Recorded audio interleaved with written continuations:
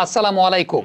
বিশ্বের সবগুলো দেশ থেকে মানসম্পন্ন লেগ স্পিনার বের হয়ে আসলেও বাংলাদেশ থেকে মানসম্পন্ন লেগ স্পিনার বের হচ্ছে না। হ্যাঁ, আমরা রিশাদকে পেয়েছি ঠিকই, কিন্তু রিশাদ ছাড়া আমাদের সিস্টেমে আর মানসম্মত লেগ স্পিনার নাই। কিন্তু বিশ্বের প্রত্যেকটা দেশেই quantity number of quality leg spinners বেরিয়ে আসছে। এর পেছনে কারণটা কি? তারা কি এমন করছে যে কারণে তাদের এখানে অসংখ্য লেগ স্পিনার বেরিয়ে আসছে, আর বাংলাদেশ কি করছে না যে কারণে বাংলাদেশে লেগ স্পিনার বেরিয়ে আসছে না, সেই ব্যাপারে বিস্তারিত আলোচনা করতে চাই। এবং এই ব্যাপারের পেছনে সবচেয়ে বেশি দায়ী ব্যক্তিগতভাবে আমার কাছে মনে হয় সেটা হচ্ছে আমাদের সিস্টেমে নিচের দিকে থাকা কোচেরা। কারণ যখনই কোনো একজন লেগ স্পিনার আমাদের সিস্টেমে প্রবেশ করে, আমাদের কোচেরা সেই লেগ স্পিনারকে 3 ফরম্যাটের ক্রিকেট খেলার জন্যই প্রিপেয়ার করতে চান। বিশেষ করে তাদেরকে রেড বল ক্রিকেটের জন্য প্রিপেয়ার করতে চান। আমি প্রায় লেগ স্পিনারদের কাছে শুনি অমক স্যার অমক স্যার অমক স্যার বলেছে ফ্লাইট দিয়ে লুপ দিয়ে বোলিং করার জন্য, নাইলে তুমি টেস্ট ম্যাচ ক্রিকেট খেলতে পারবা না, তোমার টার্ন পাওয়া লাগবে। কিন্তু অন্যদিকে আপনি যদি চিন্তা করেন, বিশ্বের প্রত্যেকটা দেশে লেগ স্পিনারদেরকে তৈরি করা হচ্ছে শুধুমাত্র সাদা বলের ক্রিকেটের জন্য। আমি আপনাদেরকে এক্সাম্পলটা দেই। ধরেন অস্ট্রেলিয়া টিমে নেথান লায়ন তিনি লাল বলের ক্রিকেট খেলেন, অ্যাডাম জাম্পা খেলেন সাদা বলের ক্রিকেট। এখন নেথান লায়ন কি ভালো স্পিনার না? তিনি কি ওয়ানডে বা টি-20 খেলতে পারেন না?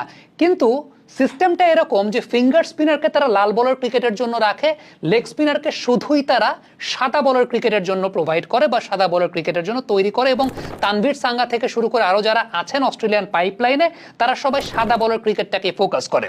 ইংল্যান্ডের কথা যদি চিন্তা করেন, জ্যাক লিচ কিংবা বাশির তারা কিন্তু ফিঙ্গার স্পিনার, তারা লাল বলের ক্রিকেট খেলেন। আদিল রশিদ খেলেন তিনি সাদা বলের ক্রিকেট। সো আলটিমেটলি লেগ স্পিনারকে সাদা বলের ক্রিকেটের জন্যই আসলে ফোকাস করানো হয়।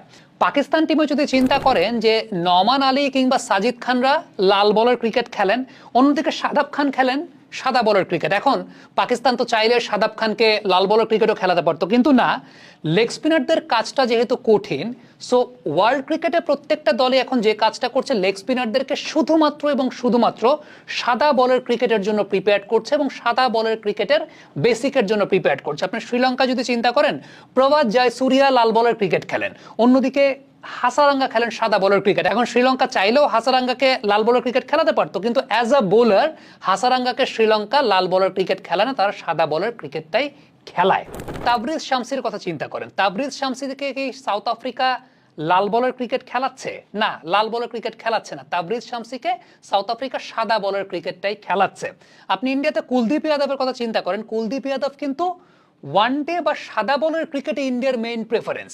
বরুণ চক্রবর্তীর কথাও যদি চিন্তা করেন, বরুণ চক্রবর্তী সাদা বলের ক্রিকেটে মেইন প্রেফারেন্স, লাল বলের ক্রিকেটে মেইন প্রেফারেন্সের জায়গা না। এখন যে বিষয়টা ঘটে যে